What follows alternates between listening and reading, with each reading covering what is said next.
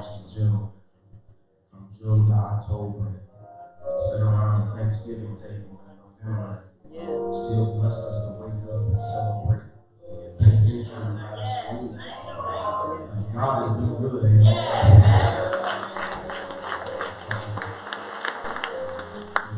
Take care of a few housekeeping business for a second.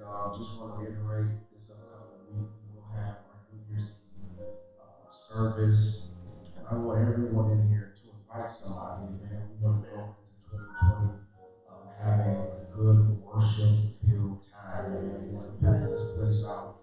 So by all means, it's old members, call them, tell them to come back, and somebody you work with, go to school with, work out at the gym with, invite them to Eastview over the next week for our New Year's Eve service. Amen? Amen. And also, too, wanted to thank you all for all of the calls, text messages, emails, and cards, just expressing the love. I know in this morning, Reverend Rice got me some more African garments that at the time. So I just the whole man feels special. Amen. Seriously, from my heart, I thank you, Lord. I love you all so much because you don't have to do it, but thank God that He put it on your heart to just show your love and appreciation of me sitting on here. Amen. And I'm going to hold you long. The Holy Spirit, we're revisiting what we started last week, Matthew chapter 2. Just want to lift a few verses in chapter 2, verse 7. To all of our visitors as well, thank you all for sharing with us this morning. Don't take it lightly. Ryan and Tyler, it's good to see both of you. I'm so proud of you. What you are doing. Matthew chapter 2, verse 7. The Bible says, "In here he had privily called the disciples, the wise men, and inquired of them diligently what time the star appeared. He sent them to Bethlehem and said, Go and search diligently for the young child, and when ye have found him, bring me word, again that I may come and worship him also." When they had heard the king, they departed, and lo, the star which they saw in the east went before them till it came and stood over where the young child was. When they saw the star, they rejoiced with exceeding great joy. When they were come into the house, they saw the young child with Mary his mother, and fell down and worshipped him. When they opened their treasure, they presented unto him gifts, gold, frankincense, and myrrh. Being warned of God in a dream that they should not return, they departed into their own country another way. Amen. We want to pick up where we left off last week. Don't ever stop searching. Don't ever stop searching. Don't ever stop searching. Allow me first to start by saying I pray that all of you enjoyed and had a wonderful Christmas. That you spent with family, friends, laughing, telling jokes, reminiscing, playing games, watching television, eating, and just enjoying your company. Here it is now, we sit again another Sunday, the last Sunday of this year, and just like that, Christmas 2019 has come and gone. Last week we corporately prepared for the day set aside when we as believers celebrate the humble entry of our eternal hope. Today, we're honest, Christmas trees still stand erect. Taking down decorations is nowhere on the to-do list. Even when riding through the streets of Cleveland, surrounding cities, multicolored lights are still draped on buildings and houses. Though long lines have digressed, traffic is still somewhat heavy, I'm assuming because people are still on holiday vacation. Amazon, UPS, and FedEx are still working diligently for people like me, who was a late shopper, sent their gifts late. Airports are still busy with departures and arrivals. Mall Santas have folded up their uniforms until next year. DVRs are still full of recorded Hallmark Christmas movies. Those detailed grocery lists that were carefully written and thought out to prepare your favorite meal are now discarded in the garbage can along with the paper plates, plastic silverware, napkins, and pop cans you used to have that favorite meal. However, church, commercials and ads promoting after Christmas sales are still running strong. Last week, in order to make sense and carve a route to my thesis, we framed an iconic slogan, the gift that keeps on giving. Phrase, for those who missed it or just don't remember, that phrase is designed to convince the emotions of the consumer that the advertised product is promised to continually invoke a response of enjoyment and satisfaction, that is superior to any other compared product that can only create that feeling once. This choice language, gift that keeps on giving, you remember, debuted in the 1920s when Victor Radios released a commercial that promoted one of their products. Part of the campaign read that you will recognize them as the gift that keeps on giving.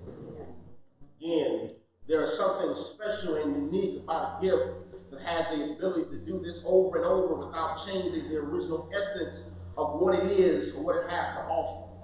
We took a quick poll last week, and many of us agree, via the saying of amen or head nod, that a product with endless potential is worth paying more, even to some extent the hassle of trying to locate said product. Why? Because of the pleasure, happiness, the amusement, the contentment, the gratification it brings to the person whom you gifted to. Feeling that overruns you when you reward someone whom you are fond of with the present as such is priceless. Yeah. See them settle and fulfilled in something they had known. What a privilege.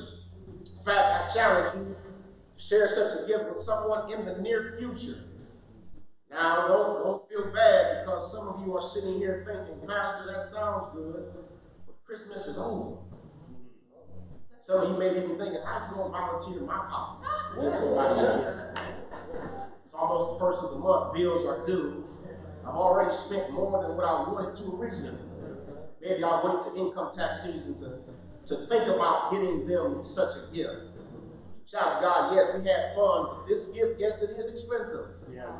But remember, we shouted last week because the good news is you are not responsible for the payment. Yeah. Sweeten this transaction, the gift creator made it simple to discover. This gift you can't find in stores, mall, or online.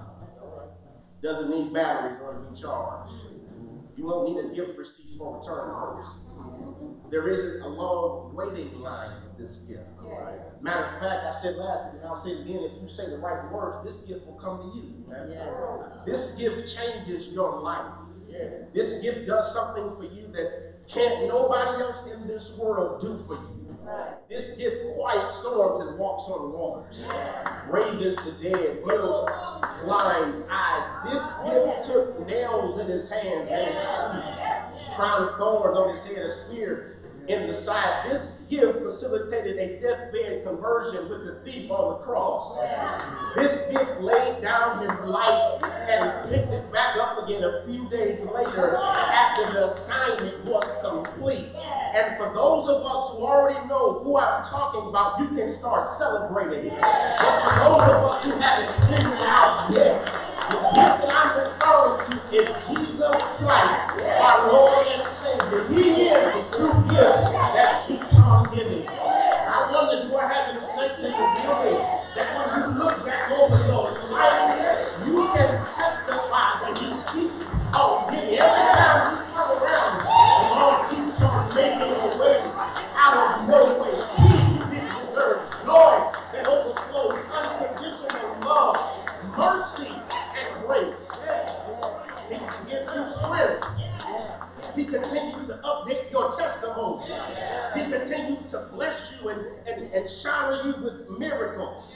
Shout out, God, I might suggest this holiday season, even if your funds are tapped out, you still possess the precious, rich gift that keeps on giving. Shout out, God, I heard you. Don't ever stop searching. Don't ever stop seeking or going after Jesus Christ. Don't ever forsake the constant discovery of the triune God. Last Sunday, we opened our text discussing the three classifications of people and their reactions to Bethlehem's breaking news. People's champion has been born. Those persons would include king, chief priests, and law educators, and a Sunday school favorite, three wise men. These biblical celebrities have set out to find the newborn. We talked about how from one end of the spectrum, it seems as if we identify with the group of foreigners mentioned in our reading, rather than the Jewish higher-ups. In fact, many theologians suggest that these are the first fruits of the Gentiles. The opposing end of this argument would suggest this idea was bizarre because of the astrology, magic, and divination the Magi or wise men practice. In fact, we found Bible that support that side of the debate in Deuteronomy chapters 4 and 18 and Isaiah chapter 47, which suggests such lifestyle mirror the absence of God. We were then stuck with the question, so how could we blood-washed believers identify with such a group? After looking deeper, we realized the head fake. Those reasons are why we do relate or identify with these foreigners.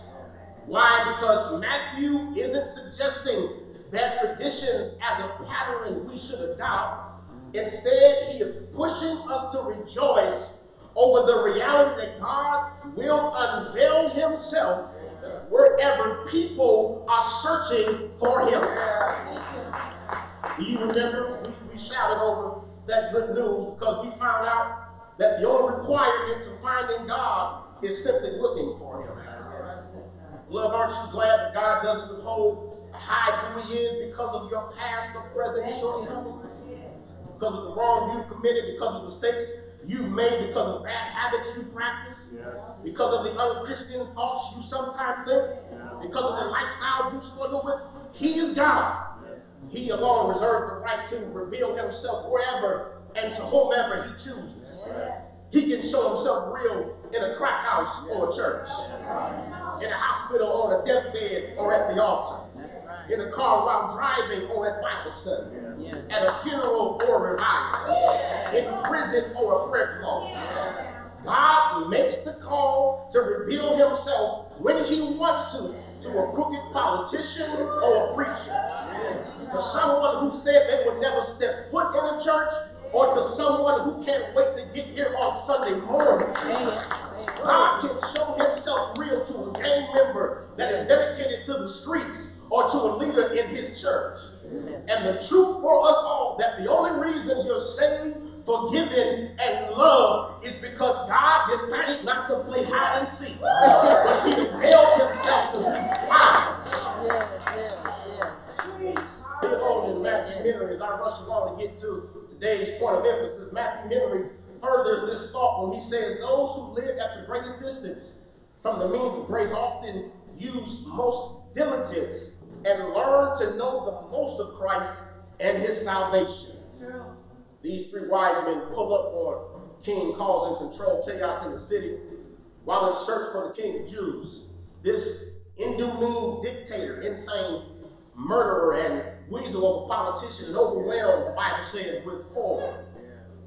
He knew after all he finessed to incorrectly sit on the throne of David is at stake because the rightful king was soon to exist.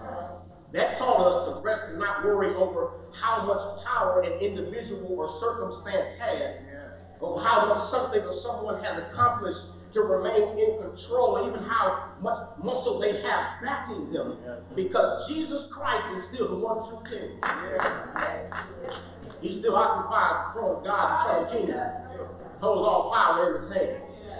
And whatever you're secretly struggling to overcome, whatever has been incorrectly ruling or king in your life, just know in your search for Jesus that he is still king. We gave a laundry list last week. If it's a bad relationship, Jesus is still the one true king. I said this last week and we got quiet, but we have to deal with it because it's the reality of so many people in this world. If it's the struggle with homosexuality or pornography, Jesus is still the one true king to invade your life and deliver you from such a lifestyle. If it's anxiety or depression, Jesus is still the one true king. If it's financial frustration, Jesus is still the one true king. If it's alcoholism or drug abuse, Jesus is still the one true king. Church, if Donald Trump gets impeached or not, he's still the one true king. And because you have access to the one true king, you don't have to live as a slave to something or someone who has no legitimate authority over your life. Child of God, be free. In the name of Jesus, be free. We wrapped up part 1 with Herod begins to unravel his plan to terminate what he thought was his rival. He gathered the chief priests and scribes to inquire about the whereabouts of our Savior's delivery road. These credentialed rabbis knew exactly where he was according to the prophecy of Micah, chapter 5, verse 2. Those same men who gave GPS instructions to baby Jesus were the ancestors of the men who would eventually collude to kill adult Jesus at Calvary. They all were partakers of the academics, but lived very concerning the value of this newborn. As a result, I pray we all left here last week making a point of emphasis not to make the dangerous mistake of knowing about him, but living a life that not living a life that takes him for granted. Don't ever endorse the habits of religion and forsake the relationship. Where you know his name, but you weren't acquainted with his heart. I suggest many churches are swelled with people who have learned the tradition of church, but never fell in love with Christ. That practice, shout God, links arms with those who crucified Jesus and forfeits the peace of his leadership and tender care of your life. Thus we arrive today at verse 7. The Bible thus says, Then king, when he had privily called the wise men, inquired of them diligently what time the star appeared. In other words, he's asking what was his age. Verse 8, and he sent them to Bethlehem and said, Go and search diligently for the young child, and when ye have found him, bring me word again that I may come and worship him also. These two verses inform us that Herod secretly calls and hosts a private meeting where he questioned the Magi diligently, or in its original language, accurately, and then instructed them to search diligently for the newborn king. Right there, we can make the theological argument that this meeting wasn't public like the previous gathering he had summoned, because he didn't want any suspicion of his real intentions, which was to kill our Redeemer prematurely. He already knows his location. Then in verse 7, he asks his age. And just like a subtle snake, he is trying to squeeze out as much information as possible. The Bible says, and when ye have found him, bring me word again, that I may come and worship him also. That word worship in its original language literally means to pay homage. Church, don't miss this. This suggests that there are people who frequent our sanctuaries, no church protocol and lingo, who act, look, and talk as if their intentions are pure, but are in search of Jesus for the wrong reason. Their primary motive of seeking him is fueled by their desires for miracles, blessings, self-gain, and or convenience. Their ambition is personal and not spiritual. The search has become more about finding something you can keep rather than finding something you can give away. I challenge you to look within the depths of your heart and check your motives. Do you want more to give more? Do you want more to flaunt more? Are you in search for an authentic relationship just because you grew up in the tradition of attending church? or do you want the heart of God? Here it is, verse 9. They had heard the king, they departed, and lo, as this biblical language was saying, look, the star which they saw in the east went before them till it came and stood over where the young child was. They saw the star, they rejoiced with exceeding great joy. When they were coming to the house, they saw the young child with Mary, his mother. Oh, what a sight.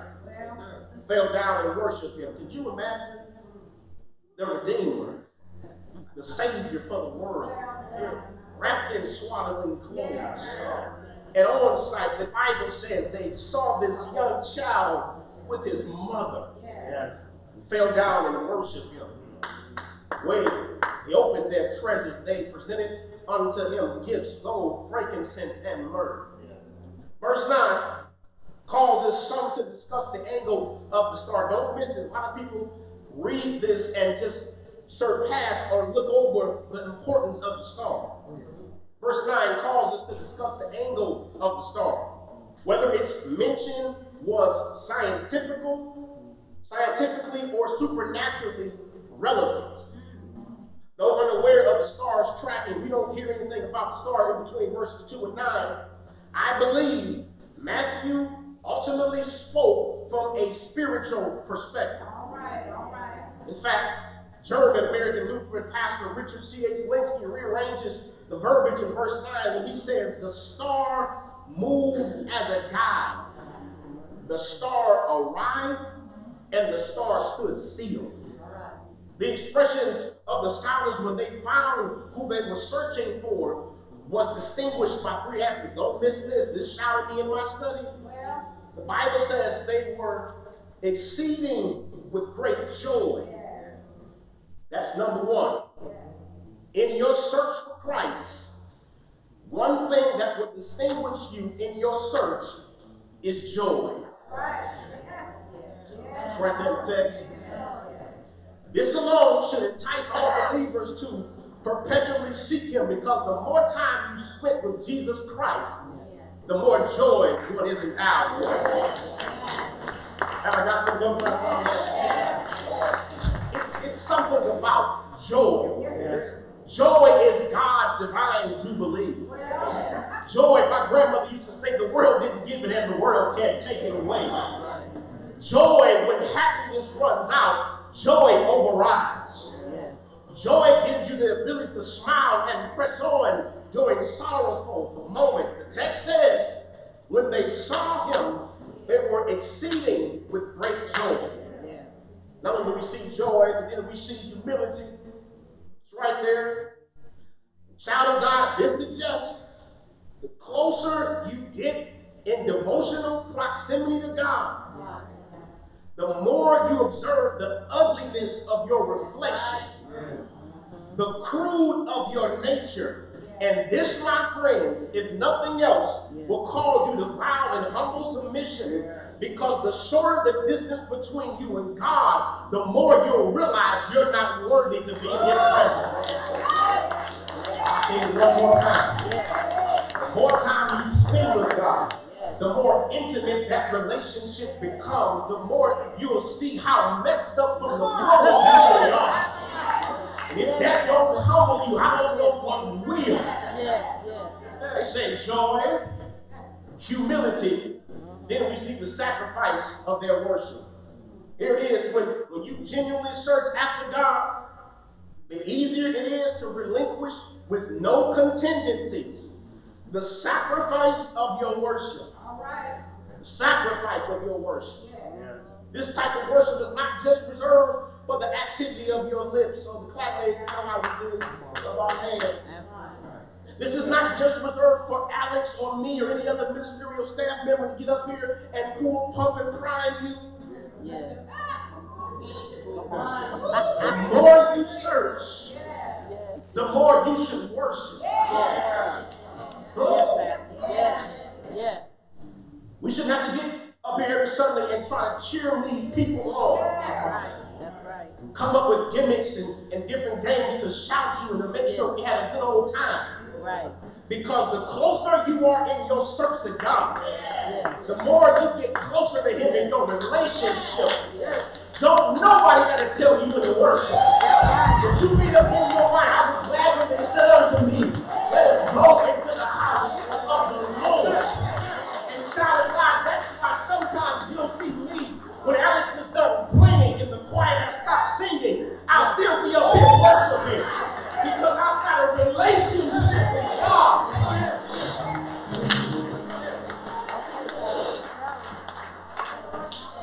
Talk to us. Talk to us, family. The weaker your relationship, the weaker your lifestyle of worship. Here it is in my spiritual imaginations. I hear these three wise men. First man cried out loud, I have found my king. As he presents him with the royal gift of gold. The second wise man cried aloud, I have found my God. As he presents him with the gift of frankincense, representing deity. And the third wise man cried aloud, I have found my Savior.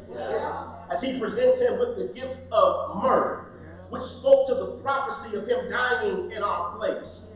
Church, as I close and say goodbye to the last Sunday of 2019, church, if heaven and earth can both respond to the presence of God in the world, what should we be doing on a daily basis? Have a good day. Don't ever stop your search for God. In your quiet and alone time, keep searching for Him. In your prayer closet, keep searching for Him. In those still moments, keep searching for Him. In those difficult, rough seasons of your life, keep searching for Him. When life is peaceful, keep searching for Him. When life gets rough, keep searching for Him. When He seems near, keep searching for Him. When He seems at a distance, keep searching for Him. When He doesn't make any sense, keep searching for Him. When you want to give up and throw in the towel, keep searching for Him. I guess somebody just to stand in your feet and tell God, thank you. Come on, you magnify the Lord with me. And understand the Lord is on His name together. Lord, we thank you. Don't ever stop searching. Don't ever stop looking for Him. It's in your search when you find joy.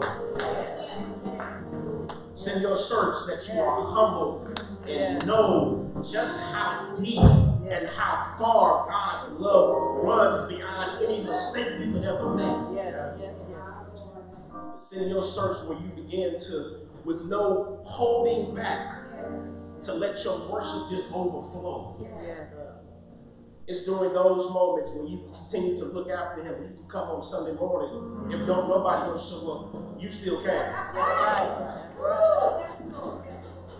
During the search where you can be riding and nobody is around you, nobody said anything to make you cry, but tears are just flowing because you're in the presence and worshiping God. Child of God, we close out this chapter of our life. If the Lord's will, enter a new one in a few hours. Challenge all of you. Keep searching for God. Keep searching after Him.